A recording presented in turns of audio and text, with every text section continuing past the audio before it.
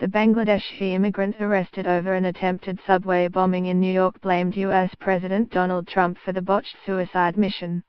aka Eid Allah said he carried out the attack for the Islamic State group, authorities reported as they brought federal charges against him overnight. AEDST. Allah posted a statement on his Facebook account on his way to the Monday morning attack, that said, "Trump, you failed to protect your nation." He also told law enforcement officers at the hospital where he was taken with burn injuries to the body and hands, "I did it for the Islamic State," according to prosecutors. Allah has been charged with supporting an act of terrorism and making a terroristic threat and weapon possession, the NYPD said. Update, aka Eid Allah, the suspect arrested in yesterday's terror attack in New York City, has been charged with the following: criminal possession of a weapon, support act of terrorism, making terroristic threat #NYPD protected.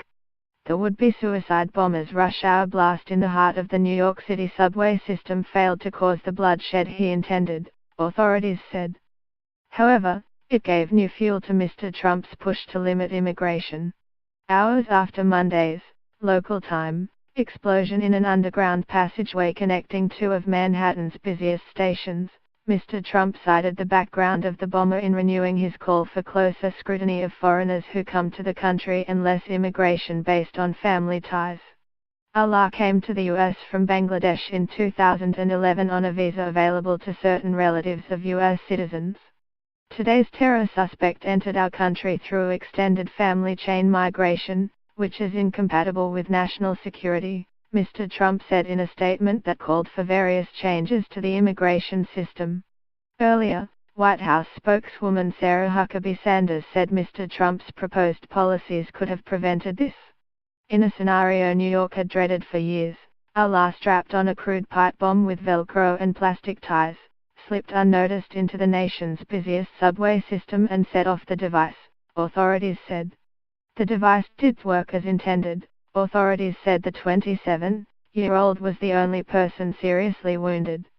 But the attack sent frightened commuters fleeing through a smoky passageway, and 3 people suffered headaches and ringing ears from the first bomb blast in the subway in more than 2 decades. "This is one of my nightmares.